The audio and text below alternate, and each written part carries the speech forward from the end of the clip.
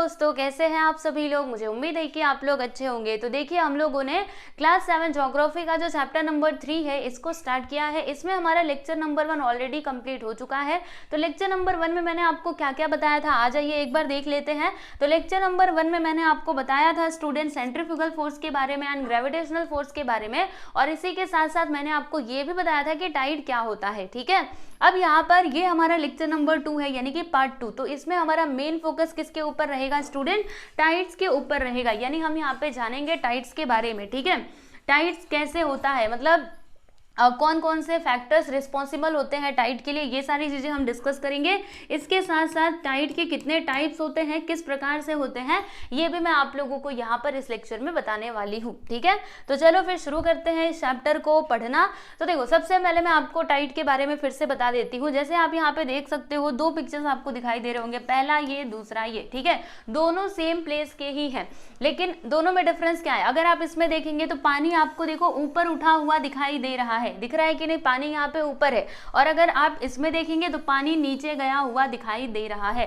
यानी पानी के अंदर क्या हो रहा है? मूवमेंट हो रहा है ना, कि एक बार पानी ऊपर की तरफ है और फिर पानी बाद में कहाँ पर है? नीचे की तरफ है। तो पानी के अंदर ये जो मूवमेंट हो रहा है ना स्टूडेंट, इसी को कहा जाता है टाइड। क्या कहा जाता है? टाइड। और जो समुद्र होते हैं ना, सीज वगैरह, वहां पर ये मूवमेंट हमें देखने के लिए मिलते हैं। ठीक है, पानी कभी मतलब पानी का लेवल एक बार तो बढ़ता है, फिर धीरे धीरे घटता जाता है। समझ में आया? तो यही होता है हमारा टाइड। तो मैंने आपको ये टाइड का जो बेसिक मीनिंग है ये तो पिछले लेक्चर में भी बताया था। इसके साथ साथ मैंने आपको सेंट्रीफ्यूगल फोर्स क्या होता है, देखो यहाँ पे एक्टिविटी के माध्यम से मैंने आपको करके भी बताया था। एंड ग्रेविटेशनल फोर्स क्या होता है ये भी हमने डिस्कस किया था। ठीक है, अभी यहाँ पर हम बात करने वाले हैं प्यारे बच्चों टाइड्स की। ठीक है, तो देखिएगा यहाँ पे हम फर्स्ट ऑफ ऑल, देखो यहाँ से हम स्टडी करना, मतलब यहाँ से पढ़ना शुरू करते हैं। तो देखो यहाँ पे हम सबसे पहले ये जानेंगे कि कौन कौन से फैक्टर्स रिस्पॉन्सिबल है ऑकरेंस ऑफ टाइड्स, यानी मतलब कौन कौन सी चीज़ों की वजह से जो टाइड है ना वो आता है। तो देखो, पहला तो ये है, जैसे कि हमारे अर्थ के पास क्या है प्यारे बच्चों? ग्रेविटेशनल फोर्स है। तो जैसे हमारे अर्थ के पास ग्रेविटेशनल फोर्स है, वैसे ही सन एंड मून के पास भी उनका ग्रेविटेशनल फोर्स होता है। अच्छा, अब मुझे एक बात बताओ, ये जो ग्रेविटेशनल फोर्स है ना, ग्रेविटेशनल फोर्स वो क्या करता है? किसी भी ऑब्जेक्ट को अपनी तरफ खींचने की कोशिश करता है। मैंने आपको बताया था, देखो ये जो ग्रेविटेशनल फोर्स है ना, ये किसी भी ऑब्जेक्ट को अपनी तरफ खींचने की कोशिश करता है। जैसे मेरे पास क्या है, मेरे पास ये स्केल है, अगर मैं इसको ऊपर भी फेंकूं तो क्या होगा? ये नीचे की तरफ ही आकर के गिरेगा। ऐसा क्यों? क्योंकि हमारे अर्थ में कौन सा फोर्स है? ग्रेविटेशनल। कौन सा फोर्स है? ग्रेविटेशनल फोर्स है ना, जिसके कारण ये जो स्केल है वो कहाँ पर जाकर के गिरे, मतलब कहाँ पर जाकर के गिरेगा? जमीन पर जाकर के ही गिरेगा। ठीक है, अच्छा, ग्रेविटेशनल फोर्स तो आपने समझ लिया कि ये किसी भी ऑब्जेक्ट को अपनी तरफ खींचने की कोशिश करता है। लेकिन सेंट्रीफ्यूगल फोर्स क्या करता है? जैसे मान लीजिए मेरे पास क्या है, की रिंग है, मैं उसको इस प्रकार से नचा रही हूँ, तो ये जो की रिंग है ना वो यहाँ से दूर जाने की कोशिश करेगा। यानी कहने का मतलब क्या है कि जो हमारा सेंट्रीफ्यूगल फोर्स है ना, वो ऑब्जेक्ट को, सेंट्रीफ्यूगल फोर्स वो ऑब्जेक्ट को दूर भेजता है, सेंटर से दूर भेजता है, जबकि ग्रेविटेशनल फोर्स किसी भी ऑब्जेक्ट को अपनी तरफ खींचने की कोशिश करता है। तो दोनों क्या है? एक दूसरे के अपोजिट है। तो सुनिए ध्यान से, जो ग्रेविटेशनल पुल होता है ना, देखो, the gravitational pull of the moon and the sun as well as that of the earth, यानी ये जो तीनों मतलब ये जो तीनों सेलेस्टियल बॉडीज हैं, जैसे कि मून हो गया, अर्थ हो गया एंड सन हो गया, इनमें जो ग्रेविटेशनल फोर्स है ना स्टूडेंट, ये एक कारण हो सकता है टाइड्स के लिए। ठीक है, अभी मैं आपको आगे बताऊंगी कि इनका ग्रेविटेशनल पुल किस प्रकार से काम करता है, पूरा हम लोग डायग्राम के माध्यम से समझेंगे। ठीक है, अभी आप इतना याद रखो। ओके, तो ये तो पहला कारण हो गया। अब उसके बाद यहाँ पे दूसरा कौन सा फैक्टर रिस्पॉन्सिबल है? तो देखो, मैंने आप लोग को क्या बताया था कि जो हमारा अर्थ है वो सन के चारों तरफ घूमता है ना, सन के चारों तरफ क्या होता है? रिवॉल्व होता है। और जो मून है वो हमारे अर्थ के चारों तरफ घूमता है कि नहीं? तो ये जो रिवॉल्यूशन है ना हमारे अर्थ और मून का, ये भी एक कारण हो सकता है किसके लिए? टाइड्स के लिए। मतलब इनके रिवॉल्यूशन की वजह से भी जो टाइड्स है ना वो हमें देखने के लिए मिलता है। ठीक है, तो दूसरा फैक्टर तो ये हो जाएगा बच्चों, revolution of the earth around the sun and the indirect revolution of the moon around the sun. ठीक है, हमने देखा था ना कि जो मून है वो इनडायरेक्ट रिवॉल्यूशन करता है किसका? सन का। क्योंकि देखो, जो मून है वो हमारे अर्थ के चारों तरफ घूम रहा है और अर्थ सन के चारों तरफ घूम रहा है। तो जब अर्थ घूमता रहेगा सन के चारों तरफ, तो उसके साथ साथ मून भी तो जाएगा ना। यानी हम क्या बोल सकते हैं कि इनडायरेक्ट रिवॉल्यूशन करता है मून किसका? सन का। ठीक है, तो ये तीसरा फैक्टर हो गया। अब यहाँ पे चौथे की हम लोग तीसरे की बात कर लेते हैं। तो देखो, जैसे कि जो हमारा अर्थ है वो अपने एक्सिस पर लगातार घूमते रहता है, अपने अक्ष पे घूमता है ना, तो इसके कारण इसमें कौन सा फोर्स आ जाता है, सेंट्रीफ्यूगल फोर्स आ जाता है। तो सेंट्रीफ्यूगल फोर्स भी रिस्पॉन्सिबल है, किसके लिए रिस्पॉन्सिबल है, तो ये टाइड्स के लिए रिस्पॉन्सिबल है। ठीक है, तो ये फैक्टर्स आपको याद हो गए, बताओ जल्दी से, चलो मेरे साथ साथ एक बार रिवाइज करना, फिर आपको ये डायग्राम में बताऊंगी। ठीक है, चलो देखते हैं। पहला मैंने आपको क्या बताया, तो जो ग्रेविटेशनल फोर्स है तीनों के पास, किसके किसके पास, आप बोलेंगे यहाँ पे ग्रेविटेशनल पुल लिखा हुआ है, ठीक है, ग्रेविटेशनल पुल बोलो या फिर ग्रेविटेशनल फोर्स चलेगा, कोई बात नहीं है। ठीक है, तो जो तीनों, ये जो तीनों हमारी सेलेस्टियल बॉडीज है यानी कि मून, अर्थ एंड सन, तो इनका जो ग्रेविटेशनल फोर्स है ना, ये फैक्टर रिस्पॉन्सिबल हो सकता है for the occurrence of tides. इसके अलावा और क्या रिस्पॉन्सिबल हो सकता है, तो revolution of the sun around the sun, revolution of the earth around the sun and the indirect revolution of the moon around the sun. ठीक है, and centrifugal force generated due to the rotation of the earth, यानी कि अर्थ के घूमने की वजह से जो सेंट्रीफ्यूगल फोर्स जनरेट होता है, ये भी फैक्टर, मतलब ये भी रिस्पॉन्सिबल हो सकता है for the occurrence of tides. ठीक है, तो ये सारे फैक्टर्स तो आपको समझ में आ चुके हैं स्टूडेंट। चलो भाई, अब यहाँ पर ये जो फिगर दिया गया ना, इसकी थोड़ा हम बात कर लेते हैं कि इसमें दिया क्या है एक्चुअली। तो पहली बात तो आप ये समझिएगा, जैसे कि मान लीजिए मेरा क्या है, अर्थ है, फिर मून है और सन है। ठीक है, तो चलो मुझे एक बात बताओ कि अर्थ के ज्यादा नजदीक में कौन है, मून ज्यादा पास में है या फिर सन ज्यादा पास में है, तो इसका जवाब होगा प्यारे बच्चे मून। यानी कि देखो आपको बताती हूँ, जैसे मान लो यहाँ पर क्या है, मान लो यहाँ पर हमारा अर्थ है, ठीक है, और सन कहाँ पर है, यहाँ पर है, तो जो हमारा मून है ना वो कहाँ पर आएगा, वो देखो, वो अर्थ के, ये अर्थ है, ठीक है, ये हमारा सन है, तो मून कहाँ पर होगा जानते हो, वो यहाँ पर होगा। यानी कहने का मतलब क्या है कि मून जो है ना वो अर्थ के ज्यादा पास में है और सन कहाँ पर है, वो दूरी पर है। ठीक है, तो जो ज्यादा पास में होगा उसी का तो ग्रेविटेशनल पुल ज्यादा इफेक्टिव होगा कि नहीं। देखो आपको समझाती हूँ, हाँ, अच्छे से ध्यान से बस देखते रहना। यहाँ पे हम अच्छे से पूरा डायग्राम एक बना लेते हैं प्रॉपरली। ओके, चलो ये हमारा अर्थ हो गया, ठीक है, याद रखना, ये हमारी प्यारी धरती मैया। ओके, ठीक है, अच्छी बात है। फिर यहाँ पे हम अपने जो सूरज जी हैं इनको बना लेते हैं भाई, ये लो जी हमारे सूरज जी आ गए। ठीक है, और मून कहाँ पर आएंगे, मून आ जाते हैं यहाँ पर। चलो भाई मून को भी बना लेते हैं, ये मून आ गए बीच में। ठीक है, यस, चलो मून को कलर कर देते हैं। बोलो क्या बोलते हो, कलर कर दूं, कलर हो जाओ। अरे मून कलर क्यों नहीं हो रहे, अब होंगे, हाँ हो गए। और भी कलर कर दिया जाए, चलो सन को भी कलर कर देते हैं। ठीक है, और हमारी जो धरती मैया है इनको भी कलर कर देते हैं। ठीक, अब आप देख सकते हैं ये कौन है, ये हो गया हमारे मून, ये हो गया अर्थ और ये हो गया सन। तो बताइए, जैसे कि हम यहाँ पे आप साफ साफ देख सकते हैं कि अर्थ के ज्यादा नजदीक में कौन है, अर्थ के पास कौन है, मून है कि सन है, बताओ जल्दी से। जी बिल्कुल मून है, अर्थ के ज्यादा पास में तो क्या है, मून है, सन तो दूरी पर है। तो जो ज्यादा पास में रहेगा उसी का तो ग्रेविटेशनल पुल ज्यादा इफेक्टिव, मतलब ज्यादा इफेक्टिव होगा। जैसे मान लो ये जो हमारा मून है ना, वो क्या कर रहा है, अर्थ के ऊपर ग्रेविटेशनल पुल लगा रहा है, ग्रेविटेशनल फोर्स लगा रहा है। ठीक है, यानी कि ये अर्थ को अपनी तरफ खींचने की कोशिश कर रहा है और ये भी अपना ग्रेविटेशनल पुल लगाता है, बराबर। तो किसका ज्यादा इफेक्टिव होगा, तो जो ज्यादा पास में है उसका ज्यादा इफेक्टिव होगा। यानी कहने का मतलब क्या है कि इसका ग्रेविटेशनल पुल ज्यादा काम करेगा as compare to the sun. ठीक है, बस इतनी सी बात आप लोगों को समझनी थी। आ जाइए, कहाँ पर थे हम, यहाँ पर थे, ये चीज हम समझ रहे थे ना। चलो वो बातें समझ में आ गई ना। अब यहाँ पर देखो, आपको कुछ बताना चाहती हूँ। जैसे यहाँ पर आप अभी ध्यान से देखना, ये जो आप देख रहे हैं ना, ये आपका अर्थ है, ये हमारी प्यारी धरती मैया। ठीक है, अच्छी बात है, बराबर। और देखो यहाँ पर ये कौन है, ये हमारे प्यारे चंदा मामा। हाँ, चंदा मामा आप देख सकते हो, यहाँ पे मून लिखा हुआ है। और देखो ये वाला जो सिंबल है ना, ये किसको डिनोट करेगा, ग्रेविटेशनल फोर्स को, इसको मैंने कलर कर दिया। और ये किसको डिनोट करेगा, ये किसको डिनोट करेगा, ये सेंट्रीफ्यूगल फोर्स को डिनोट करेगा। ठीक है, अब यहाँ पे देखना बच्चों, ये क्या है, north pole. North pole south pole आप सभी जानते हैं। जैसे देखो ये हमारा अर्थ है, तो यहाँ पर जो है ना, ये हमारा नॉर्थ पोल होता है एंड ये हमारा साउथ पोल होता है। जानते हैं आप सभी लोग कि नहीं, बताओ जल्दी से। हाँ, तो वही है, यहाँ पर देखो अभी नॉर्थ पोल को इन्होंने ना यहाँ पे कंसिडर किया, यानी कि जो हमारा अर्थ है ना वो ऊपर से इस प्रकार से दिखाया जा रहा है। ठीक, अब देखो ये मून है, तो मून क्या करेगा, अपना ग्रेविटेशनल फोर्स लगाएगा और अर्थ को अपनी तरफ खींचने की कोशिश करेगा। ठीक है, अब अर्थ क्या है, पूरा एक धरती है, तो क्या वो मून के ग्रेविटेशनल पुल की वजह से खींचा चला आएगा मून की तरफ, नहीं, हमारा अर्थ तो नहीं आएगा, लेकिन अर्थ के ऊपर जो हल्का ऑब्जेक्ट है जैसे कि पानी, ठीक है, वो उसकी तरफ जरूर आकर्षित होगा।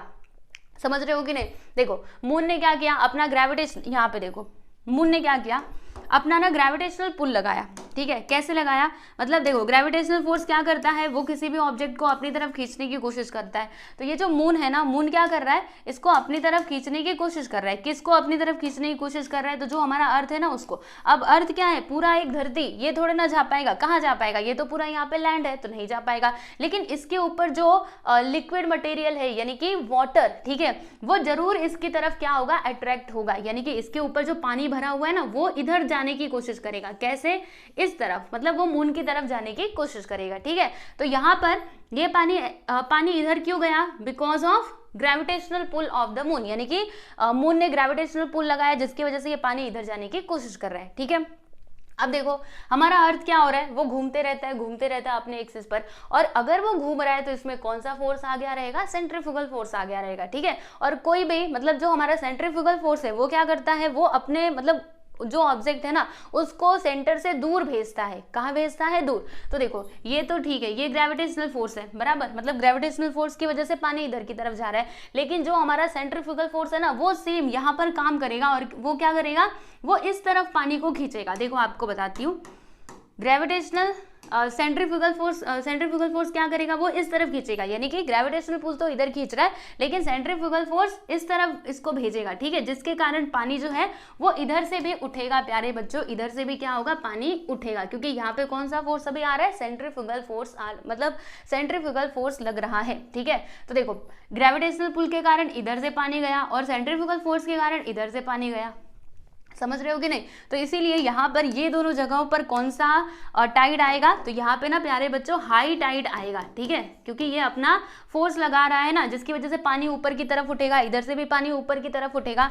तो दोनों जगह पे कौन सा टाइड आएगा, यहाँ पर भी हाई टाइड होगा क्योंकि ज्यादा पानी उठेगा ना, और इधर भी हाई टाइड होगा, ठीक है। चलो ये दोनों जगह पे तो हाई टाइड हो गया, लेकिन लो टाइड कहाँ पर होगा, तो ये जो आप देख रहे हैं ना प्यारे बच्चे, ये नॉर्थ पोल और साउथ पोल का एरिया, यहाँ पर लो टाइड होगा। इधर और इधर कौन सा टाइड होगा, लो टाइड होगा। अब आप ये बोलेंगे कि कैसे, अरे भाई ऐसे, मान लो हमारे पास क्या है, एक रबड़ है, ठीक है, इस प्रकार से ये पूरा आप देख पा रहे होंगे, पूरा गोल सा रबड़ है।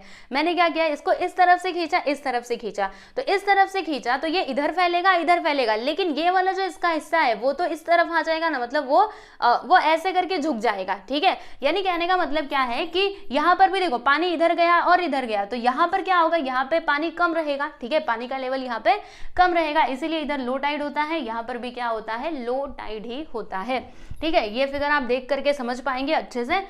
देखिए यहाँ पे ग्रेविटेशनल फोर्स लग रहा है मून का, ओके जी, और यहाँ पर देखो ये कौन सा फोर्स है, ये हमारा सेंट्रीफ्यूगल फोर्स है। देखो सेंट्रीफ्यूगल फोर्स कहता है कि पानी तुम इधर जाओ, देखो सेंट्रीफ्यूगल फोर्स ने क्या बोला कि पानी तुम इधर जाओ, इधर, एंड ये जो ग्रेविटेशनल फोर्स है ये क्या कहता है, ना पानी तुम इधर आओ। तो जिसके कारण देखो पानी ये मतलब इस साइड ये यहाँ तक गया, देख सकते हैं आप लोग, कहाँ तक गया, यहाँ तक गया, और सेंट्रीफ्यूगल फोर्स के कारण देखो पानी कहाँ तक आया, यहाँ तक आया। तो यहाँ पर हाई टाइड होगा, यहाँ पर भी हाई टाइड होगा, लेकिन सेम अगर हम यहाँ पे बात करें इस साइड की और इस साइड की, तो यहाँ पे लो टाइड हो जाएगा, ठीक है। समझ में आ रहा है प्यारे बच्चों आप लोगों को मैं क्या बताना चाहती हूँ, है ना। तो यही तो मैंने आपको इधर भी एक्सप्लेन किया था, ओके। चलो भाई आगे बढ़ूं मैं, ये क्लियर, ये डायग्राम अच्छे से समझ आया कि नहीं बताओ। यहाँ मतलब जहां पे राइट एंगल बनेगा ना, देखो ये राइट एंगल बन रहा है, कहाँ, रुको एक मिनट,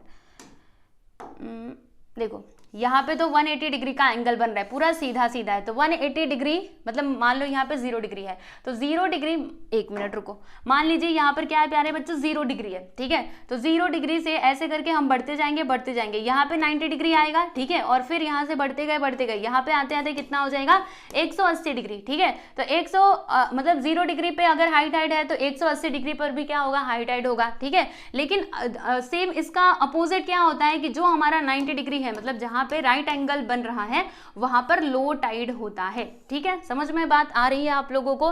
चलो अब जो इसका एक्सप्लेनेशन दिया गया ना, इसको हम एक बार थोड़ा पढ़ते हैं और फिर समझने की कोशिश करते हैं, ठीक है। तो इसमें क्या बताया जा रहा है, वही जो मैंने आपको पहले बता दिया था कि जो मून है ना वो क्या है, हमारे अर्थ के ज्यादा पास में है, और अर्थ के अगर ज्यादा पास में है तो इसका ग्रेविटेशनल फोर्स ज्यादा इफेक्टिव होगा एज कंपेयर टू द सन, है ना, क्योंकि सन तो दूरी पर है तो उसका ग्रेविटेशनल पुल कम इफेक्टिव होगा, जबकि मून का ज्यादा होगा, ठीक है। फिर यहाँ पे आगे देख लो कि tides occur due to the relative position of the moon and the moon, the sun and the earth, यानी कि जो टाइड्स है ना वो क्यों अकर होता है, मतलब क्यों होता है, तो जो मून, अर्थ और सन के जो रिलेटिव पोजीशन है ना इसके कारण होता है। क्योंकि देखो अभी अभी मैंने आपको बताया कि मून का जो ग्रेविटेशनल फोर्स है वो अर्थ को अपनी तरफ खींचने की कोशिश करता है, सन का भी ग्रेविटेशनल फोर्स उसको अपनी तरफ खींचने की कोशिश करता है ना। तो इनका जो रिलेटिव पोजीशन है ना स्टूडेंट, इसके कारण क्या होता है, हमारे अर्थ पे हमें टाइड्स देखने के लिए मिलता है, राइट। चलो भाई आगे देख लेते हैं, आगे क्या बातें बताई गई हैं कि a place on the earth located the opposite point of the place experiencing high और low tide also experiences high और low tide respectively at the same time. अब इसका मतलब क्या हुआ प्यारे बच्चों, इधर देखो, जैसे यहाँ पर हमने जो देखा था, देखो यहाँ पर क्या है, यहाँ पर हाई टाइड है, ठीक। तो सेम इसके अपोजिट साइड में अगर आप देखेंगे, सेम इसका अपोजिट क्या है, देखो ये है ना, तो यहाँ पर भी क्या होगा, हाई टाइड होगा। उसी प्रकार से इधर हमने क्या देखा था, यहाँ पर लो टाइड है, तो सेम इसके अपोजिट में भी क्या होगा प्यारे बच्चों, लो टाइड ही होगा। तो यहाँ पर वही बातें बताई गई है, जैसे मान लो कि 0 डिग्री पे हाई टाइड है तो इसका अपोजिट क्या हो जाएगा, 180 डिग्री, तो यहाँ पर भी हाई टाइड होगा। और अगर 90 डिग्री पे लो टाइड है तो यहाँ पर देखो इसके अपोजिट, इसका अपोजिट क्या होगा, 90 डिग्री होगा, है ना, यहाँ से शुरुआत होती है तो 0, फिर यहाँ पे 90, तो इसके सामने मतलब इसके अपोजिट में जो भी साइड आएगा वहां पर भी लो टाइड ही होगा, ठीक है। अच्छा बताओ ये किसका परिणाम है, किसका रिजल्ट है, ये ऐसा क्यों होता है। पहला तो ये देखो ग्रेविटेशनल फोर्स मून का लग रहा है यहाँ पे, और ये सेंट्रीफ्यूगल फोर्स यहाँ पे लग रहा है, मतलब अर्थ जब घूमता है तो इसके अंदर सेंट्रीफ्यूगल फोर्स आ जाता है, जिसके कारण हम देख पा रहे हैं कि पानी इधर जा रहा है और ये पानी इधर जा रहा है। तो ये इन दोनों के परिणाम हो सकते हैं, ठीक है। चलो भाई आगे चलते हैं, और इसमें कुछ इंपॉर्टेंट लिखा हुआ है क्या, बिल्कुल और कुछ नहीं है, कि this is result of the centrifugal force. ये किसका रिजल्ट है, सेंट्रीफ्यूगल फोर्स का रिजल्ट है ना। पहली बात तो जो रिलेटिव पोजीशन है हमारे सन, अर्थ और मून का, पहला कारण ये। फिर ये जो सेंट्रीफ्यूगल फोर्स हमारे अर्थ में आ जाता है तो ये भी एक कारण हो सकता है, occurrence of tides, okay, for occurrence of tides, okay, clear, समझ में आया। फिर देखो यहाँ पे पॉइंट में करके कुछ बात बताई गई है कि वही जो मैंने आपको बताया कि अगर 0 डिग्री मेरिडियन पे क्या होता है, हाई टाइड होता है, तो 180 डिग्री मेरिडियन पर भी क्या होगा, हाई टाइड ही होगा। अभी आप लोगों के मन में ये सवाल आ रहा होगा कि ये मेरिडियन क्या होता है। बहुत सिंपल है, देखो जैसे ये हमारा अर्थ है प्यारे बच्चों, ठीक है, जो हमारा अर्थ है ना इसके ऊपर कुछ लाइंस बनी हुई होती है, मतलब लाइन सच्ची में अर्थ के ऊपर नहीं बनी हुई है, ये हमने बनाया है ताकि हम किसी भी प्लेस को आसानी से लोकेट कर पाए, ठीक है। तो देखो पहली लाइन कैसी होती है, इस प्रकार से होती है, इसको हम लोग लैटिट्यूड कहते हैं, ठीक है। और ये जो सीधी वाली लाइन होती है ना, इस प्रकार ये खड़ी लाइन होती है, इसको हम क्या बोलते हैं, ये बोलते हैं लॉन्गिट्यूड बोलते हैं, लॉन्जिट्यूड या फिर लॉन्गिट्यूड हम बोल सकते हैं, ठीक है। और ये लॉन्गिट्यूड को ही क्या कहा जाता है, मेरिडियन कहा जाता है। तो हमारे अर्थ में ना कितने मेरिडियन होते हैं, तो देखो 0 डिग्री से लेकर के 180 डिग्री तक मेरिडियन यहाँ पे होते हैं। मतलब ये जो लाइंस है ना ये कितनी होती है भाई, 180 होती है, समझ में आया, 180 डिग्री तक। तो वही यहाँ पे बोला गया है कि क्या बोला गया है कि अगर 0 डिग्री मेरिडियन पर क्या होगा, हाई टाइड होगा। जैसे मान लो ये मेरा अर्थ है बराबर, तो मान लो ये क्या है प्यारे बच्चों, ये ना 0 डिग्री मेरिडियन है। अब 180 डिग्री मेरिडियन कहाँ पर आएगा, तो इसके जस्ट पीछे देखो कैसे, आपको बताती हूँ। यहाँ पे एक आएगा, ठीक है, यहाँ पे एक लाइन आया, फिर इधर आएगा, फिर इधर आएगा, ओके, फिर इस प्रकार से ये आते जाएगा। और जब ऐसे करके आप मतलब काउंट करते जाओगे, 0 डिग्री, 1 डिग्री, 2 डिग्री, 3 डिग्री, है ना, ऐसे करके वो बढ़ता जाएगा, बढ़ते बढ़ते बढ़ते बढ़ते कहाँ तक जाएगा, 180 डिग्री। तो 180 डिग्री ना इसके पीछे आएगा, ठीक है। देखो हमारा अर्थ कैसा होता है, गोल होता है ना, तो अगर इसके सामने ये 0 डिग्री है, फिर हम ऐसे करके काउंट करते जाएंगे, तो पीछे जब वो पहुंचेगा ना तो कितना डिग्री हो जाएगा, 180 डिग्री हो जाएगा। समझ में बात आ रही है मेरी, आपको क्या बताना चाहती हूँ, ठीक है। तो इसके जस्ट पीछे क्या आएगा, मतलब इसका जस्ट अपोजिट क्या होगा, 180 डिग्री। तो अगर 0 डिग्री मेरिडियन पर हाई टाइड है तो इसके जस्ट अपोजिट जो 180 डिग्री मेरिडियन है ना, वहां पर भी क्या होगा, हाई टाइड ही होगा। ओके, क्लियरली समझ में आया आप लोगों को, यस। तो बस यहाँ पे वही सारी बातें बताई गई हैं। और यहाँ पे एक और बात बोला गया है, देखो एक बार हम इसको भी पढ़ते हैं कि the meridians that are at right angles those having high tide will experience low tide at the same time. If it is high tide 0 degree and 180 degree meridian, then at which meridian will low tide occur? Yes everyone, देखो अभी मैंने आपको बताया कि 0 degree meridian पर अगर high Tide है तो इसका अपोजिट कौन सा मेरिडियन होगा, 180 डिग्री मेरिडियन, वहां पर भी हाई टाइड होगा। तो बताओ लो टाइड कहां पर होगा, तो ये तो सिंपल है ना। अरे देखो ये हमारा अर्थ है बराबर, देखो ये हो जाएगा 0 डिग्री मेरिडियन, इसके जस्ट पीछे क्या आएगा, तो वो आ जाएगा 180 डिग्री मेरिडियन। तो अगर 0 डिग्री मेरिडियन पर हाई टाइड है तो इसके जस्ट पीछे यानी कि 180 डिग्री मेरिडियन पर भी हाई टाइड ही होगा। तो फिर लो टाइड कहां पर होगा, तो देखो लो टाइड आपका हो जाएगा 90 degree degree east meridian and 90 degree west meridian पर, ठीक है। ईस्ट एंड वेस्ट आप सभी जानते हो ना, देखो एक तो ईस्ट होता है और दूसरा वेस्ट होता है, समझ में आ रहा है। देखो इस प्रकार से हम लोग जो दिशाएं हैं ना उनको समझ सकते हैं। ये नॉर्थ होता है, ये साउथ होता है, ये हमारा ईस्ट होता है और ये वेस्ट होता है, इस प्रकार से, ठीक है। तो इस साइड अगर आप जाएंगे ना तो वो आपका हो जाएगा ईस्ट मेरिडियन, मतलब ईस्ट वाले मेरिडियन, और जब आप इधर देखेंगे तो वो सभी आपके वेस्ट मेरिडियन हो जाएंगे। ओके, आई थिंक आप लोगों ने क्लास 6 में ऑलरेडी ये सब कुछ पढ़ा ही होगा, ठीक है। तो ये टाइड के बारे में बेसिक मीनिंग आप लोगों को समझ में आ गया कि किस प्रकार से ये टाइड जो है वो होता है। चलो अब हम यहाँ पे कुछ और बातें समझते हैं टाइड्स के बारे में, और हम क्या जानेंगे, टाइप्स ऑफ टाइड्स हम देखेंगे, ठीक है। अच्छा, पहली बात तो आप ये समझिएगा कि जो टाइड्स का टाइम है ना स्टूडेंट, वो चेंज होते रहता है, ठीक है। जैसे मान लो कि अभी मतलब किसी दिन 7 बजे हाई टाइड आया, तो ऐसा नहीं कि अगले दिन भी 7 बजे ही टाइड आएगा, मतलब उससे आगे पीछे वो हो सकता है। यानी कि हमें टाइड्स में ना मतलब जो उनका टाइमिंग है ना वो हमें उसमें हमें चेंजेस देखने के लिए मिलते हैं। तो जैसे इसके टाइमिंग में चेंजेस हमें देखने के लिए मिलते हैं, उसी प्रकार से इनके जो रेंजेस है ना वो भी चेंज होते रहते हैं, मतलब इनका जो लेवल है ना वो भी बदलता रहता है। कभी हाईएस्ट हाई टाइड होगा तो कभी लोवेस्ट हाई टाइड होगा, मतलब कभी पानी जो है वो काफी ज्यादा आगे तक उठ चुका होगा और कभी वो काफी ज्यादा पीछे तक उठ चुका होगा, ठीक है। तो इस प्रकार से हम लोग क्या करते हैं स्टूडेंट, इसको क्लासिफाई करते हैं इसी के बेस पर। जब हाईएस्ट हाई टाइड होता है ना तो उसको क्या कहा जाता है, यहाँ पर देखो सारी बातें बताई गई हैं, आ जाओ देखते हैं। जब हाईएस्ट हाई टाइड होता है तो उसको हम कहते हैं, क्या कहते हैं, हाईएस्ट हाई टाइड को हम लोग बोलते हैं प्यारे बच्चों स्प्रिंग टाइड, ठीक है। और जब लोवेस्ट हाई टाइड होता है तो उसको हम लोग क्या बोलते हैं, नीप टाइड बोलते हैं, ठीक है। समझ में आया। अभी मैं आपको पूरा एक्सप्लेन करूंगी, डोंट वरी, बिल्कुल भी चिंता मत करना। पहले हम एक बार इसको पढ़ते हैं कि इसमें क्या लिखा हुआ है एक्सप्लेनेशन में। इधर का तो मैंने आपको समझा दिया ना, देखो मैं एक एक लाइन आपको बता रही हूँ ताकि कोई भी चीज ना आपसे छूटनी नहीं चाहिए। यहाँ पर हाँ वही बताया गया था कि as the timing of the tide varies every day, the range of tide also keeps on changing, है ना। जैसे इसके टाइमिंग में हम चेंजेस देखते हैं वैसे ही इनका जो रेंज है यानी इनका जो लेवल है ना वो भी उसमें भी चेंजेस हमें देखने के लिए मिलते हैं, ठीक है। Generally the highest high tide occurs on full moon and new moon days, whereas on the days of the first and the third quarter the high tide is at minimum. Spring tide and neap tides are two types of tides. समझने की कोशिश कीजिएगा। जैसे जो highest high Tide है ना वो हमें किस दिन देखने के लिए मिलता है, तो जब फुल मून डे होता है और जब कौन सा मून था एक तो फुल मून डे और दूसरा न्यू मून डेज, बराबर। तो इन दोनों डेज में हमें कौन सा टाइड देखने के लिए मिलता है, हाईएस्ट हाई टाइड, यानी कि जो पानी है ना वो अपने मैक्सिमम लेवल तक पहुंच चुका होता है, बराबर। और जो हमारा ये क्वार्टर वाले डेज होते हैं, क्वार्टर वाले डेज कौन से होते हैं स्टूडेंट, हम लोगों ने सेकंड चैप्टर में पढ़ा था ना, third quarter and first quarter, ठीक है। किस प्रकार से होता है, देखो यहाँ पे क्या है हमारा मतलब मान लीजिए ये हमारा अर्थ है, ठीक है। तो हम क्या करते हैं, हम देखते हैं ना कि कभी फुल मून डे होता है, कभी न्यू मून डे होता है, बराबर। मतलब एक बार तो जो हमारे चंद्रमा है वो हमें क्या दिखेंगे, मतलब कैसे दिखाई देंगे, पूरा दिखाई देंगे, फिर वो धीरे धीरे करके घटते जाते, ठीक है। तो जहाँ पे वो राइट एंगल पे आते हैं ना स्टूडेंट, ये क्या होता है, क्वार्टर। जैसे मान लो कि चंद्रमा कहाँ पर है, यहाँ पर है, यहाँ पर है, तो इसको कहा जाता है प्यारे बच्चों क्वार्टर डेज, ठीक है। तो क्वार्टर डेज में हमें कौन सा टाइड देखने के लिए मिलता है, हमें ना क्वार्टर डेज में ये वाला टाइड देखने के लिए मिलता है, नीप टाइड। और इस टाइम पे क्या होता है, जो वाटर का लेवल है ना वो मतलब मिनिमम होता है, ठीक है। तो वही बात यहाँ पे बताई गई है कि the high tide is at minimum, मतलब जो हाई टाइड है वो अपने मिनिमम, मतलब वहां पे वाटर का लेवल मिनिमम होता है। कब होता है, जब first and third quarter days होते हैं तब, ठीक है। चलो अब यहाँ पे हम लोग फाइनली जो इसके टाइप्स हैं उनको पूरा हम डिटेल में समझते हैं कि क्या होता है, कैसे होता है। देखो पूरा डायग्राम के माध्यम से हम समझेंगे अच्छे से, ठीक है। बिल्कुल भी चिंता करने की आवश्यकता नहीं है प्यारे बच्चों। तो देखो स्प्रिंग टाइड में होता क्या है ना, मैं आपको बताती हूँ।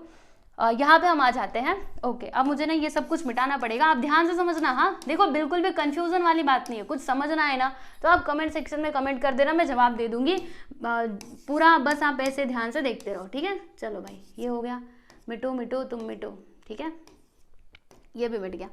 चलो अर्थ को फिर से हम कलर कर देते हैं। अरे ये मून का कलर कैसे मिट जाता है, समझ में नहीं आता।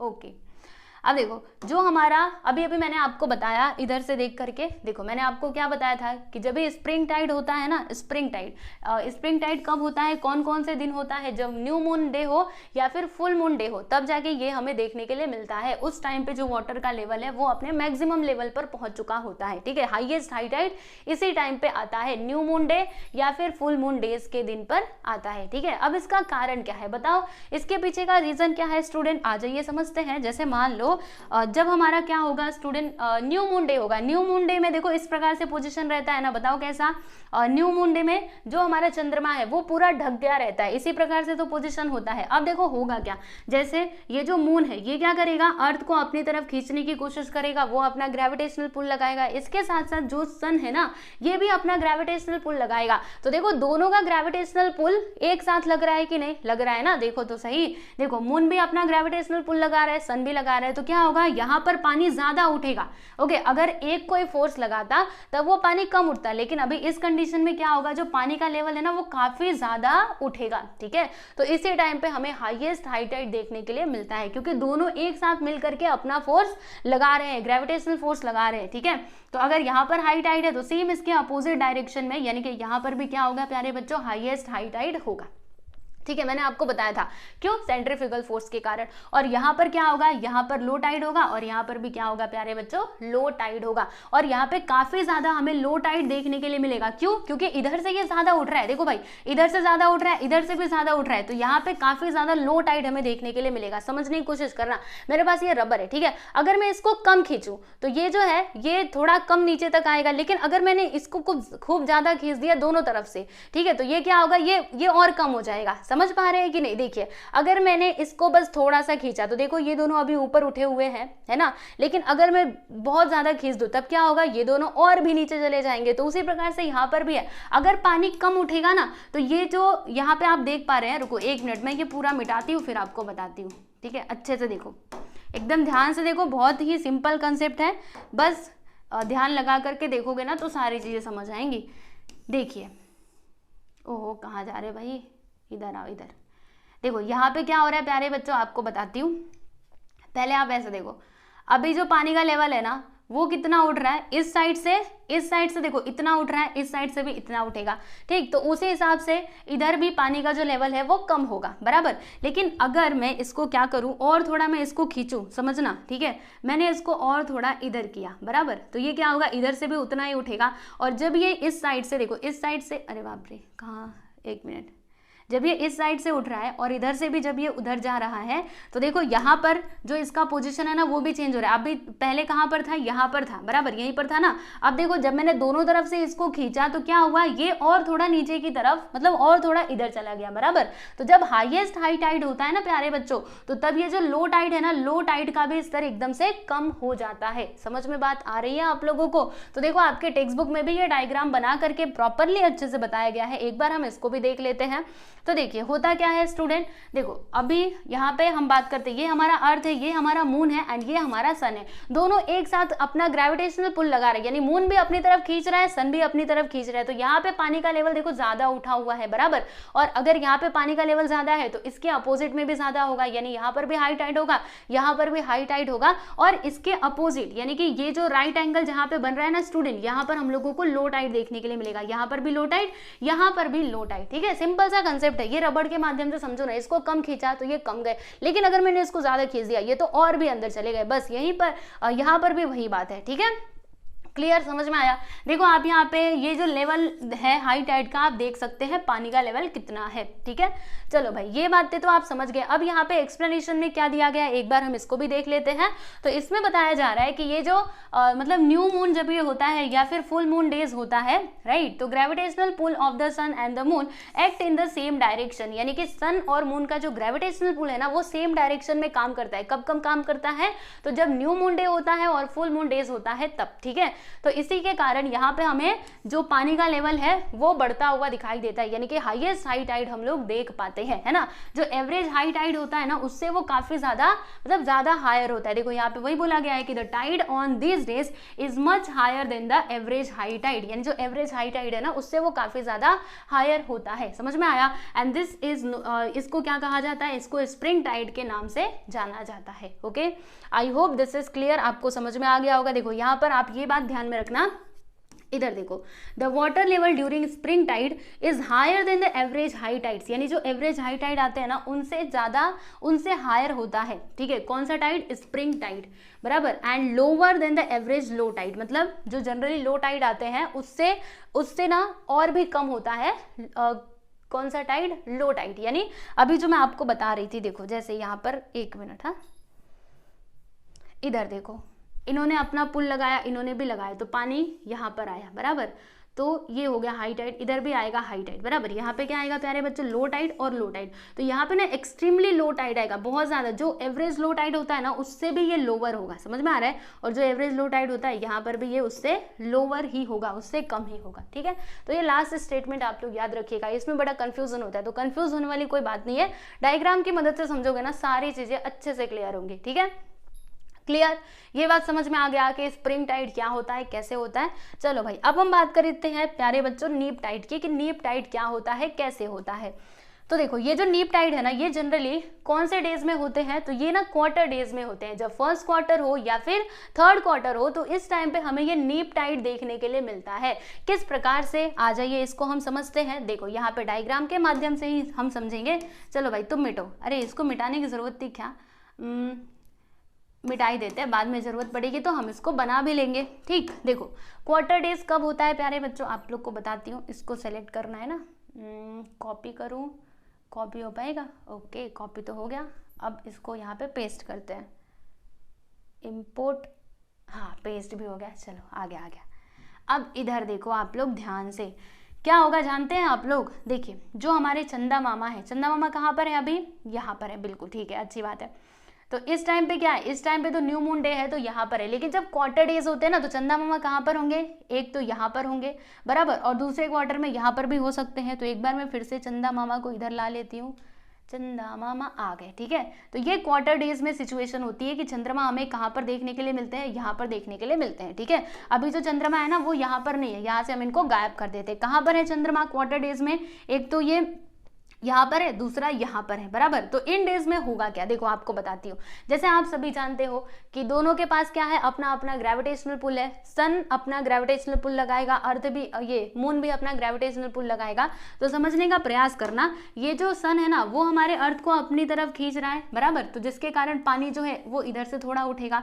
फिर ये जो मून है वो भी अपना ग्रेविटेशनल पुल लगा रहा है, जिसके कारण पानी इधर से भी थोड़ा उठेगा, बराबर। मतलब दोनों, एक तरफ से ये खींच रहा है, आप भी सोचो ना, एक तरफ से रस्सी उधर से खींची जा रही है, इधर से भी खींची जा रही है, तो बीच में आकर के ही अटक जाएगा, वो ज्यादा नहीं खींच पाएगा, ठीक है। देखो इधर से ये पानी खींचने की कोशिश कर रहे हैं, इधर से भी खींचने की कोशिश कर रहे हैं। तो इस कंडीशन में क्या होता है ना, हमें हाईएस्ट हाई टाइड देखने के लिए नहीं मिलता, हमें लोअर लो टाइड देखने के लिए मिलता है।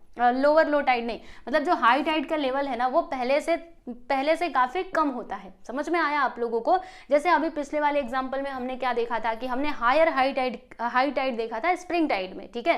लेकिन यहाँ पर हमें थोड़ा जो हाई टाइड का लेवल है ना वो कम देखने के लिए मिलेगा। आ जाओ आप लोगों को दिखाती हूँ, जब तक आप डायग्राम से समझोगे नहीं ना तब तक समझना आएगा। देखो यहाँ पे जो हमारा हाई टाइड है उसका लेवल देखो कैसा हो जाता है, नीप टाइड में कैसा हो जाता है, यहाँ पर आ जाता है, बराबर। लेकिन वहीं अगर मैं स्प्रिंग टाइड की बात करूँ तो देखो इसमें हाई टाइड का लेवल कहाँ पर जाता है, यहाँ तक जाता है, ठीक है। तो देख रहे हैं आप दोनों में कितना डिफरेंस देखने के लिए मिला। तो इसका कारण क्या है, तो ये जो इनका ग्रेविटेशनल पुल है ना सन एंड मून का, इसके कारण ही तो ऐसा हो रहा है। ये इधर से खींच रहे हैं, ये इधर से खींच रहे हैं, तो पानी थोड़ा, देखो अभी इन्होंने अपना फोर्स लगाया, बराबर। तो पानी जो ही ऐसे आगे जाने की कोशिश करेगा तब तक मून बोलेंगे चलो मेरी तरफ आओ, तो पानी ये पूरा जाने ही वाला था, ठीक है, पूरा जाने ही वाला था, तब तक इन्होंने खींच लिया और पानी यहीं तक गया, वो यहाँ तक पहुंच ही नहीं पाया, ठीक है। तो जब ये यहाँ से पानी इधर आने की कोशिश करेगा तब तक इनका फोर्स यहाँ पे काम करने लगेगा, ठीक है। तो इस टाइम पे हमें जो हाई टाइड का लेवल है ना वो काफी कम देखने के लिए मिलता है, ठीक है। चलो भाई ये बात तो आपको समझ में आ गई। अब यहाँ पे आगे कुछ और बातें हम लोग देख लेते हैं। तो कहाँ पर पर थे हम, यहाँ पर थे ना, हम लोग नीप टाइड पढ़ रहे हैं, बिल्कुल नीप टाइड पढ़ रहे हैं। देखो भाई ये एग्जाम्पल आप देख लो, मतलब ये फिगर आप देख सकते हैं। देखिए ये अपना पुल लगा रहे सन जी, ये मून जी, जिसके कारण क्या होगा यहाँ पर। अच्छा पहली बात तो मैंने आपको स्टार्टिंग में ही बोल दिया था कि जो मून है वो हमारे अर्थ के ज्यादा नजदीक में है, तो किसका ग्रेविटेशनल पुल ज्यादा इफेक्टिव होगा, मून का होगा, बराबर। मतलब देखो सन भी खींच रहे हैं, ठीक है, मून भी खींच रहे हैं, लेकिन हाई टाइड कहां पर आएगा, लो टाइड कहां पर आएगा, बताओ तो सही। तो देखो मून का ज्यादा इफेक्टिव होगा एज कंपेयर टू सन, इसीलिए मून जिधर है ना यहाँ पर हमें हाई टाइड देखने के लिए मिलेगा, और जिधर सन है ना वहां पे हमें लो टाइड देखने के लिए मिलेगा। समझ में आ रहा है आप लोगों को? यस, तो वही बात बताई गई है। देखिए यहाँ पे हाई टाइड होगा क्योंकि इसका ज्यादा इफेक्टिव है, और यहाँ पे क्या होगा, लो टाइड। अगर यहाँ पे हाई टाइड है तो इसके जस्ट अपोजिट इस साइड यहाँ पर भी हाई टाइड होगा, और अगर यहाँ पे लो टाइड है तो इधर भी क्या होगा प्यारे बच्चों, लो टाइड ही होगा। ठीक है, क्लियर, समझ में आया कि नीप टाइड में क्या होता है? एक बार फिर से बता रही हूँ, ध्यान से सुनो। पहली बात तो ये है कि नीप टाइड हमें कब देखने के लिए मिलता है, तो जब क्वार्टर डेज होते हैं ना, first and third quarter days, तब जाके हमें ये नीप टाइड देखने के लिए मिलता है। ठीक है, और नीप टाइड में जो हमारे हाई टाइड का लेवल है ना वो एवरेज हाई टाइड से काफी कम हो जाता है, जैसे कि आप लोग इस फिगर में भी देख सकते हैं, बराबर। और कहाँ पर हाई टाइड होगा, तो मून जहाँ पे रहेगा ना वहाँ पे हाई टाइड हमें देखने के लिए मिलेगा, और जिधर सन का फोर्स लगेगा वहाँ पे लो टाइड हमें देखने के लिए मिलेगा। ठीक है, तो इस प्रकार से ये पूरा सिचुएशन होता है। I hope this is clear. अब चलो भाई इसका एक्सप्लेनेशन भी देख लेते हैं, है ना, इसमें क्यों देरी करें, आ जाइए देख लेते। देखो जब हमारा अर्थ जो है वो घूमता रहता है, the moon makes a right angle with respect to the earth and the sun twice a month, यानी कि क्वार्टर डेज कब कब आते हैं, मतलब महीने में कितने बार आते हैं, 2 बार आते हैं। इधर देखो, इधर क्वार्टर डेज कब आएंगे, अभी आपको समझाती हूँ। हमारा मून पहले यहाँ पर था, ठीक है, मून घूमना चालू करेगा, घूमते घूमते यहाँ पर आएगा, पहला क्वार्टर, मतलब यहाँ पे एक क्वार्टर डे आया, फिर इधर इधर इधर घूमे घूमे घूमे, और यहाँ पे दूसरा, मतलब पूरे महीने में कितने क्वार्टर डेज होते हैं, 2 क्वार्टर डेज होते हैं। तो यहाँ पर वही बात बताई गई है क्वार्टर डेज के बारे में। ठीक है, फिर आगे क्या दिया है कि this position occurs on the first and the third quarter of each month, यानी हर महीने के फर्स्ट एंड थर्ड क्वार्टर में हमें ये पोजीशन देखने के लिए मिलता है कि जो मून है ना वो हमारे अर्थ के साथ राइट एंगल का ट्राइंगल बनाता है। मतलब moon sun and earth right angle, triangle नहीं, राइट एंगल बनाते हैं। ठीक है, ट्राइंगल नहीं, मैं यहाँ पे मैथमेटिक्स थोड़े ना पढ़ा रही हूँ। ठीक है, on both these days the forces of both the sun and the moon operate at right angles on the earth, जैसे कि मैंने आपको बताया था कि राइट एंगल पे दोनों के फोर्सेस काम करते हैं, बराबर। तो वही बातें यहाँ पे वापस से लिख करके दी गई हैं कि दोनों अपना ग्रेविटेशनल पुल लगाते हैं, जिसके कारण जो सी वाटर है वो ज़्यादा नहीं उठ पाता है, और यहाँ पर हमें हाई टाइड का जो लेवल है वो काफ़ी कम दिखाई देता है। ठीक है, देखो यहाँ पे इंपॉर्टेंट क्या है, कौन सी लाइन इंपॉर्टेंट है, तो ये लाइन इंपॉर्टेंट है। कहाँ गया, कहाँ, ये वाला, neap tides are a little lower than the average high tide. देखो जो नीप टाइड्स है ना वो क्या होते हैं, वो थोड़ा सा कम होते हैं, किससे कम होते हैं, एवरेज हाई टाइड से। समझना, अभी स्प्रिंग टाइड में हमने क्या देखा था कि स्प्रिंग टाइड जो है वो एवरेज हाई टाइड से हायर होते हैं, जबकि नीप टाइड एवरेज हाई टाइड से थोड़े कम होते हैं, थोड़े से ही कम होते हैं, बराबर। And a little higher than the average low tide, और एवरेज लो टाइड से थोड़ा ये ज्यादा होते हैं। ठीक है, क्योंकि देखो आपको बताती हूँ, यहाँ पर दोनों को आप फिगर से भी आप समझ सकते हैं, यहाँ पर हाई टाइड है, यहाँ पे हाई टाइड है, लेकिन थोड़ा इसका लेवल कम है। और ये जो लो टाइड है ना स्टूडेंट, अगर हमने स्प्रिंग टाइड में अगर आप देखोगे तो वहाँ पर जो आपको लो टाइड है ना वो यहाँ पर गया हुआ दिखाई देगा, लेकिन यहाँ पर आप देख सकते हैं लो टाइड थोड़ा सा क्या है, ज़्यादा है। ठीक है, तो नीप टाइड में जो लो टाइड का लेवल है ना वो पहले की अपेक्षा एवरेज लो टाइड से थोड़ा सा बढ़ा हुआ दिखाई देता है, जबकि स्प्रिंग टाइड में ये थोड़ा सा कम हो जाता है। यानी कि नीप टाइड में मान लो स्प्रिंग टाइड में यहाँ पर रहेगा तो नीप टाइड में ये यहाँ पर रहेगा। ठीक है, अब इसका कारण क्या है, तो सेम ना, ये जितना खींचेगा भाई उतना ही ये इधर से दबेगा। इसको अभी मैं बस इतना ही खींचो तो कम दब रहा है, पूरा ही खींच दो तो ये पूरा ज्यादा इधर दोनों तरफ से दब जाएगा। ठीक है, तो बस ये इसका कारण है। आई होप आप लोगों को ये दोनों टाइप से समझ में आ गए होंगे। बताओ भाई समझ में आ रहा है तो वीडियो को आप लोग लाइक भी कर सकते हो, ठीक है ना, और अपने दोस्तों के साथ भी शेयर कर सकते हो। चलो यहाँ पर हम लोगों ने टाइट्स के बारे में तो समझ लिया है। इजी था कि नहीं, बताओ जल्दी से कमेंट करके। आप लोग अभी जाओ कमेंट करो, फिर मैं आपको आगे का पढ़ाती हूँ। चलिए फटाफट से जाकर के कमेंट कीजिए। तो चलिए बच्चों, अभी हम लोग अपना अगला टॉपिक देखते हैं। तो हमारा अगला टॉपिक क्या है, इफेक्ट्स ऑफ टाइड्स, यानी अभी हम जानेंगे टाइड्स के इफेक्ट्स कौन कौन से हैं। तो पहला तो ये है कि जब समुद्र के अंदर हाई टाइड आता है तो इस टाइम पे जो मछलियां है ना वो कहाँ पर आ जाती हैं, क्रिक्स में आ जाती है। क्रिक्स यानी क्या होता है, खाड़ी। ठीक है, खाड़ियों में आ जाती हैं, और ये हेल्प करता है किसमें, फिशिंग एक्टिविटी में। यानी कि जब ये मछलियां क्रिक्स में आ जाएंगी, खाड़ियों में आ जाएंगी, तो मछलियां पकड़ना तो आसान हो जाएगा, बराबर। तो ये इसका पहला इफेक्ट इफेक्ट हो गया। दूसरा इफेक्ट क्या हो सकता है प्यारे बच्चों, आ जाओ हम देख लेते हैं। तो दूसरा ये होता है कि जो टाइड है ना वो क्या करता है, जो भी कचरा वगैरह रहता है उसको वो साफ कर देता है। आप लोगों ने सुना होगा या फिर ऐसा कहते हैं कि जो समुद्र है ना वो अपने अंदर कभी भी कचरा नहीं रहने देता। कैसे नहीं रहने देता, जैसे अगर नॉर्मली कोई वाटर बॉडी है, मान लो कोई नदी है, उसमें हमने कोई कचरा डाला वो तो वैसे ही रहेगा, लेकिन समुद्र के अंदर अगर आपने कचरा डाला ना तो वो बहा करके बाहर कर देते। क्यों? क्योंकि उसके अंदर लगातार क्या आ रहा है, टाइड आ रहा है। टाइड के कारण पानी बाहर की तरफ आते रहता है, उसके साथ साथ कचरा भी बाहर आ जाता है। ठीक है, तो ये इसका दूसरा इफेक्ट है कि the tides clear the waste, hence the coast become clean. बराबर। फिर यहाँ पे तीसरा आप देख सकते हो कि ports do not gate filled with sediments. Ports मतलब क्या होता है, बंदरगाह। बराबर। तो बंदरगाह जो है ना वो सेडिमेंट से फिल नहीं होते, मतलब सेडिमेंट से वो भरते नहीं है। किसके कारण? टाइड्स के ही कारण ऐसा होता है। और फिर हाई टाइड के टाइम पे हम क्या कर सकते हैं, जो शिप्स है ना उनको आसानी से पोर्ट्स के ऊपर लेकर के जा सकते हैं ड्यूरिंग हाई टाइड। ठीक है, तो ये भी इसका फायदा हो सकता है, मतलब ये इसका इफेक्ट है। बराबर। फिर उसके बाद अगला देख लीजिएगा, अगला यहाँ पे क्या बताया गया है कि हाई टाइड की ही वजह से हम क्या कर सकते हैं, जो सॉल्ट पेन्स है ना उसमें सॉल्ट को इकट्ठा कर सकते हैं। देखो सॉल्ट कहाँ से आता है, सी से ही आता है। बराबर। तो देखो जो समुद्र के किनारे होते हैं ना वहां पे इस प्रकार से सॉल्ट पेन्स बनाए जाते हैं, यानी क्यारियां बना दी जाती है। तो हाई टाइड के टाइम पे पानी क्या होगा, पानी यहाँ तक आएगा। बराबर। तो जब ये वापस जाता है ना तो इसमें जो बालू वगैरह मतलब जो नमक है ना वो इसमें छोड़ते हुए वो वापस चला जाता है। ठीक है, तो हाई टाइड की वजह से हम क्या कर सकते हैं, सॉल्ट पेन्स में सॉल्ट को इकट्ठा कर सकते हैं। सॉल्ट पेन आप जानते हैं ना क्या होता है, जिसमें नमक रहेगा। ठीक है, जब ये पूरा सूख जाता है ना तो इसी से नमक बनाया जाता है। इसको पूरा बोरियों में भर के फैक्ट्री में भेजेंगे, फिर वहां पे प्रोसेस किया जाएगा और पैकेट में पैक होगा। जो भी चीजें उसमें मिलानी होंगी वो मिलाया जाएगा और फिर वो आपके घरों तक आएगा। ठीक है, तो नमक कहाँ से मिलता है, समुद्र से ही मिलता है, याद रखना। और ये कैसे बनता है, ये सारी चीजें ऑलरेडी मैंने आप लोगों को क्लास 6 में पढ़ाया था। अगर आप लोगों ने नहीं पढ़ा है तो इंटरेस्टेड हो उसको जानने के लिए, तो इंपॉर्टेंस ऑफ ओशियंस ये चैप्टर था हमारा, चैप्टर नंबर 6 क्लास 6 में, तो आप इसको पढ़ सकते हो। आई थिंक चैप्टर नंबर 6 से था, देख लेना, इंपॉर्टेंस ऑफ ओशियन ही इसका नाम था। ओके, समझ में आया आप लोगों को। अब देखो बच्चों और क्या हो सकता है, तो the tidal force can be use to generate electricity. मतलब जो टाइडल फोर्स है यानी जो टाइड आ रहा है उसके अंदर जो फोर्स है, बराबर, तो उसकी मदद से हम लोग इलेक्ट्रिसिटी को भी जनरेट कर सकते हैं। बराबर।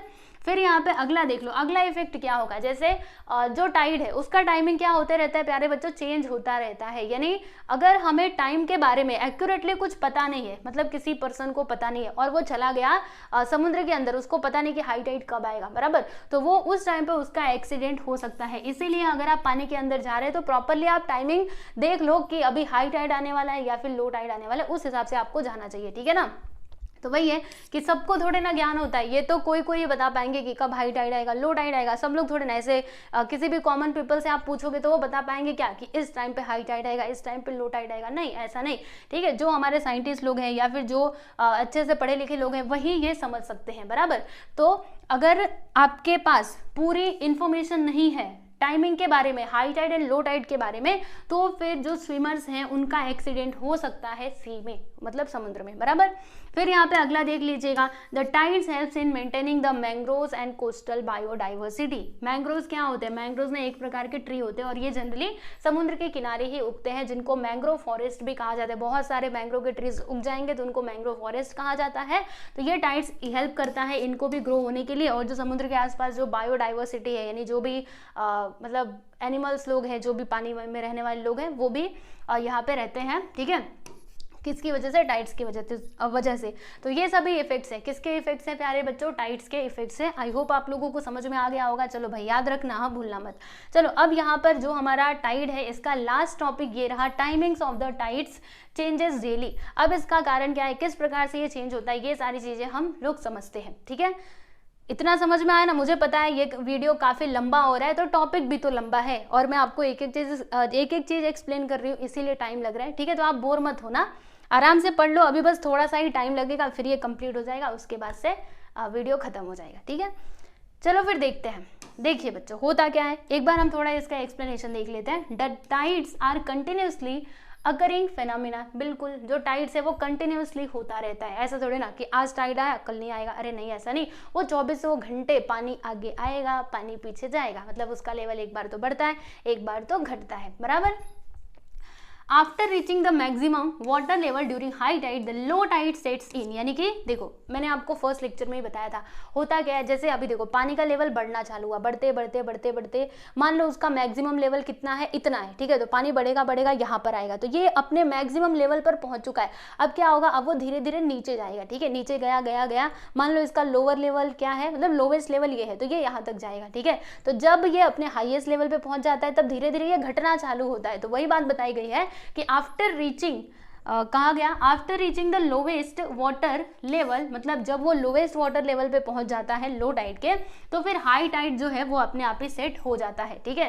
देखो यहाँ से और पूरा यहाँ तक एक बार पढ़ो, आपको समझ में आएगा। After reaching the maximum water level, जब वो अपने मैक्सिमम वाटर लेवल पे पहुंच जाता है, मान लो देखो मान लो ये इसका मैक्सिमम वाटर लेवल है, ये इसका लोवेस्ट वाटर लेवल है, बराबर। तो देखो जब ये अपने मैक्सिमम पे पहुंच जाएगा, यहाँ तक जब इसका वाटर लेवल आ जाएगा ना, अब धीरे धीरे ये घटना चालू होगा, फिर ये लोवेस्ट पर आएगा यहाँ पर, फिर अपने आप ही ये बढ़ना चालू होगा, यानी इस प्रकार से ये पूरा प्रोसेस चलता रहता है। तो वही बात यहाँ बताई गई है कि after reaching the maximum water level during high tide the low tide sets in, फिर जब ये इतने में पहुंच जाता है तो लो टाइड सेट हो जाता है, और फिर after reaching the lowest water level, जब ये यहाँ पर पहुंचता है लोवेस्ट पर, फिर कौन सा लेवल सेट हो जाता है, हाई टाइड सेट्स इन, ठीक है। तो इस प्रकार से ये पूरा प्रोसेस जो है वो चलता रहता है, right. Remember that in the following discussion the highest limit of the high tides is mention, see figure 3.9, you will understand why the timings of the high and the low tide change daily. यानी कि यहाँ पर ये जो figure दिया गया ना student, इसके माध्यम से हम समझने की कोशिश करेंगे कि हमें हाई एंड लो टाइड का जो टाइमिंग है ना, उसमें चेंजेस क्यों देखने के लिए मिलते हैं, इसके पीछे का कारण क्या है। तो इसके पीछे का कारण है कुछ, क्या है आ जाओ समझते हैं। तो देखो आप लोग देख सकते हो, ये हमारा अर्थ है, बिल्कुल ये हमारा अर्थ है, हम प्रॉपरली देख सकते हैं। ये हमारे कौन है भाई, चंदा मामा। आप बोलेंगे तीन तीन चंदा मामा, अरे भाई वो मून का पोजीशन बताया गया, पहले चंदा मामा यहाँ पर थे, फिर यहाँ पर, फिर यहाँ पर, ठीक है। तो मून एक ही है लेकिन इनके पोजीशन अलग अलग है। अब देखो यहाँ पे एक और बात आप लोगों को समझना है, जैसे कि मतलब कोई भी ऑब्जेक्ट है, मतलब मेरे पास मान लीजिए यही है, जब ये पूरा एक राउंड घूम जाएगा ना तो कितना डिग्री कंप्लीट करेगा, 360 डिग्री ये कंप्लीट करेगा। वैसे ही हमारा अर्थ क्या करता है, अपने एक्सिस पर घूमता रहता है। जैसे मान लो मेरे पास ये एक सर्कल है, ठीक है। अब देखो मैंने यहाँ से चलना शुरू किया तो मैं यहाँ तक पहुंची, 1 डिग्री होगा, फिर 2 डिग्री, 3 डिग्री, 4 डिग्री, 5 डिग्री, इस प्रकार से ये बढ़ते बढ़ते जाएगा। और जब मेरा पूरा एक रोटेशन कंप्लीट हो जाएगा ना, तो कितना डिग्री में कंप्लीट कर लूंगी, 360 डिग्री में कंप्लीट कर लूंगी। उसी प्रकार से हमारा अर्थ भी है, ये घूमते रहता है, 1 डिग्री घूमेगा, 2 डिग्री घूमेगा, इसी प्रकार से जब ये पूरा अपना घूम जाएगा, पूरा एक रोटेशन कंप्लीट करेगा, तो वो होगा 360 डिग्री। मतलब हम क्या बोलेंगे कि हमारा अर्थ 360 डिग्री घूम चुका है। तो देखो जो हमारा अर्थ है ना स्टूडेंट, जब ये 1 डिग्री घूमता है तब टाइमिंग कितना लगता है, तो 4 मिनट, यानी कि 4 मिनट में ये 1 डिग्री घूम रहा है। तो 360 डिग्री में मतलब कितने मिनट में ये 360 डिग्री घूमेगा, जानते हो, मल्टीप्लाई करके देख लो, वैसे तो उसकी जरूरत नहीं है, लेकिन एक बार हम ये भी समझ लेते हैं इसके पीछे का। जैसे मान लो 1 डिग्री में अगर ये मतलब 1 डिग्री घूमने के लिए 4 मिनट लगाता है, तो 360 घूमने के लिए, 360 डिग्री घूमने के लिए इसको कितना मिनट लगेगा, तो इसमें ना 4 से मल्टीप्लाई कर दो, तो 400, 4 6 24, 2 आया, 4 6 12, यानी कि 1 4 4 इतना मिनट उसको लगेगा। मतलब घंटे कितने लगेंगे प्यारे बच्चों, हम जानते हैं ना कि अर्थ का एक रोटेशन कंप्लीट होने के लिए 24 घंटे लगते हैं। देखना अभी 24 घंटे आएगा, ये तो मिनट हमें मिला है, ये जो आप देख रहे हैं ना ये तो मिनट में मिला है। अब इसको घंटे में कन्वर्ट करने के लिए हम क्या करेंगे, 60 से इसको डिवाइड कर देंगे, क्योंकि एक घंटे में कितने मिनट होते हैं, तो 60 मिनट होते हैं। अब इसको डिवाइड करो तो 0 0 कैंसिल, 6 2 12, 2 बचेगा, 6 4 24, यानी कि कितना आया प्यारे बच्चों, 24 आया। यानी कि 360 डिग्री घूमने के लिए हमारे अर्थ को कितना घंटा लगता है, तो 24 घंटे लगते हैं। ये तो हमें पहले से भी पता था, है ना, पहले से ही पता था। फिर क्यों बताया, ऐसे ही आपके नॉलेज के लिए मैंने बता दिया था कि आपको इसमें डाउट ना रहे। तो देखो आपको मैं यहाँ पे क्या बताना चाहती हूँ कि जो हमारा अर्थ है ना, वो 1 डिग्री घूमने के लिए कितना टाइम लेता है, तो 4 मिनट लेता है। ठीक है, क्लियर, समझ में आया। और एक और बात देख लेना, 1 डिग्री, ये जो 1 डिग्री है ना, थोड़ा मैं आपको बहुत अंदर लेकर के जा रही हूँ, डीप में, तो आप इसको जो मैं बताने वाली हूँ ना, इसको लेकर के आप ज्यादा अपने दिमाग में टेंशन मत लेना, बिल्कुल भी टेंशन मत लेना। आपको सारी चीजें समझ में आएंगी। कुछ ना समझ आए तो कोई बात नहीं, क्लास 8th में जाओगे, फिर से पढ़ोगे, 9th में पढ़ोगे, है ना, तब तक तो अच्छे से क्लियर हो ही जाएगा। अभी तक आपको ये शायद से आया नहीं होगा। चलो, 1 डिग्री में जानते हो कितने मिनट होते हैं? अब ये वाला मिनट नहीं, 1 डिग्री में 4 मिनट होते हैं, वो टाइम वाला मिनट, मतलब टाइम वाले मिनट की मैं बात करूं तो ये 4 मिनट तो होता है, लेकिन दूसरे मिनट की मैं बात कर रही हूँ तो 1 डिग्री में ना 60 मिनट होते हैं। कितने मिनट होते हैं प्यारे बच्चों? 60 मिनट होते हैं। ये जो मिनट है ना, ये उससे अलग है, दोनों पूरा अलग है। ठीक है, तो देखो अगर 1 डिग्री में 60 मिनट हो रहे हैं बराबर, तो 60 मिनट में जो हमारा अर्थ है, मतलब 60 मिनट घूमने के लिए, जैसे 1 डिग्री घूमने के लिए कितना टाइम लेता है, वो 4 मिनट लेता है बराबर। 1 डिग्री में कितना मिनट, 60 मिनट। तो जो हमारा अर्थ है वो 60 मिनट घूमने के लिए कितना टाइम लेता है प्यारे बच्चों, तो 4 मिनट लेता है। ठीक है, देखो ये मिनट अलग है, ये मिनट अलग है, मैं बार बार बोल रही हूँ, सुनो ध्यान से। ठीक है, कितना मिनट लेता है, 4 मिनट लेता है बराबर। इतनी बातें समझ में आई। तो देखो अगर इसको मान लो 15 मिनट घूमना है, कितना, 15 मिनट अगर ये घूम रहा है तो फिर इसको कितना टाइम लगेगा। तो सिंपल सी बात है, एक काम करेंगे हम लोग, देखो क्या करेंगे, जैसे 60 मिनट में, अब मैं इधर लिखती हूँ, 60 मिनट में ये घूमता है 4 मिनट, मतलब 4 मिनट में ये 60 मिनट घूम रहा है बराबर। तो एक मान लो जैसे अगर ये 15 मिनट घूमा बराबर, तो फिर ये कितना मिनट इसको टाइम लगेगा, टाइम वाला मैं पूछ रही हूँ, तो 1 मिनट लगेगा, है ना। अरे सिंपल सी बात है, देखो तो अगर वो 1 मिनट, अगर वो 4 मिनट में 60 मिनट घूम रहा है, मतलब जो हमारा अर्थ है वो 4 मिनट में 60 मिनट घूम रहा है, तो 15 मिनट में 15 मिनट जब घूमेगा तो कितना टाइम लगेगा, 1 मिनट का टाइम लगेगा। क्या किया हमने, देखो जैसे ये जो 60 है इसके 4 पार्ट आप करो तो क्या होगा, 15 + 15 + 15 + 15, है ना। जब आप 15 को 4 बार जोड़ोगे तो फिर हमें क्या मिलेगा, 60 मिलेगा कि नहीं, तो वही तो हमने किया है। ठीक है, 60 मिलेगा। समझ में आया। चलो ये बातें आपको समझना आई, कोई बात नहीं, मैंने बोला था ना कि इसको लेकर के आप ज़्यादा चिंता मत करना, आपको धीरे धीरे सारी चीज़ें समझ में आ जाएंगी। तो ये चीज़ आपको समझ में आए कि 1 डिग्री में मतलब 1 डिग्री घूमने के लिए हमारे अर्थ को 4 मिनट लगता है बराबर। तो वैसे ही 15 मिनट जब ये घूमेगा तो इसको कितना टाइम लगेगा, 1 मिनट का टाइम लगेगा। ठीक है, ये 1 मिनट कैसा है मैंने आपको यहाँ पे पूरा कैलकुलेशन करके बता दिया है। वैसे ही अगर ये 30 मिनट घूमा तो फिर इसको कितना टाइम लगेगा, 2 मिनट लगेगा, है ना। अगर ये 60 मिनट घूमा तो 4 मिनट लगेगा, बस यही बात थी, बाकी कुछ नहीं। ओके, अब यहाँ पर ये भी देख सकते हो, time taken for 12 degree 30 minute. अब देखो बच्चों 12 डिग्री 30 मिनट घूमने के लिए इसको कितना टाइम लगेगा, किसको, हमारे अर्थ को। तो सिंपल सी बात है, मैंने आपको बताया कि 1 डिग्री ये घूम रहा है 4 मिनट में, तो 12 डिग्री में कितना घूमेगा, तो 12 में 4 से मल्टीप्लाई कर दो। 12 4 सा क्या होता है प्यारे बच्चों, तो 12 4 सा 60 होता है, तो यहाँ पे 60 आ गया बराबर। और 30 मिनट में जो हमारा अर्थ है वो कितना, 1 मिनट, 12 4 सा 60 थोड़े ना होता है, 12 4 सा 1 मिनट 48 होता है। क्या था यहाँ पर, 12 डिग्री 30 मिनट बराबर। तो देखो 12 डिग्री घूमने के लिए हमारे अर्थ को कितना टाइम लगेगा, तो 12 में 4 से मल्टीप्लाई करना, तो कितना आएगा, 48 आ जाएगा। ठीक है, अब देखो ये 30 मिनट भी है, तो 30 मिनट घूमने के लिए उसको कितना टाइम लगेगा, जब 60 मिनट घूमने के लिए 4 मिनट लग रहा है, तो 30 मिनट घूमने के लिए उसको कितना टाइम लगेगा, 2 मिनट लगेगा ना। देखो 60 मिनट घूम रहा है 4 मिनट में बराबर, तो 30 मिनट घूमने के लिए इसका आधा कर दो, देखो इसका आधा क्या, इसका आधा कर दो, यानी कि 2 मिनट का टाइम लगेगा। अब इन दोनों को जोड़ेंगे तो कितना आएगा, 50 मिनट। देखो यहाँ पे वही लिखा हुआ है। ठीक है, तो आपको डायरेक्टली यहाँ पे लिख करके दिया गया है और मैंने आपको पूरा डिटेल में थोड़ा एक्सप्लेन करने की कोशिश की। तो चलो हमारा मेन मकसद क्या था, समझना कि इसके टाइमिंग में हमें चेंजेस क्यों देखने के लिए मिलते हैं। देखो अभी जो हमारा मून है ना, यहाँ से समझना, मून कहाँ पर है, मून है पॉइंट पी, मतलब मून ना पॉइंट पी के सामने है। ठीक है, मून कहाँ पर है, पॉइंट पी के सामने है। तो मून क्या करेगा, अपना ग्रेविटेशनल पुल लगाएगा, यानी अर्थ को अपनी तरफ खींचने की कोशिश करेगा। तो मून देखो अभी इसके जस्ट सामने है, तो यहाँ पर हमें कौन सा टाइड देखने के लिए मिलेगा प्यारे बच्चों, यहाँ पर ना हमें हाई टाइड देखने के लिए मिलेगा, हाईएस्ट हाई टाइड हमें देखने के लिए मिलेगा, क्योंकि मून इसके जस्ट सामने है बराबर। अभी क्या होगा, देखो अगर यहाँ पर हाई टाइड आ रहा है इस वाले पॉइंट पर, तो इसके जस्ट पीछे अपोजिट यानी कि पॉइंट एफ पर भी कौन सा टाइड आएगा, हाई टाइड आएगा बराबर। इधर भी हाई टाइड आएगा, इधर भी हाई टाइड आएगा। ठीक है, इतनी बातें तो हम समझ गए। अच्छा अब आगे बताओ।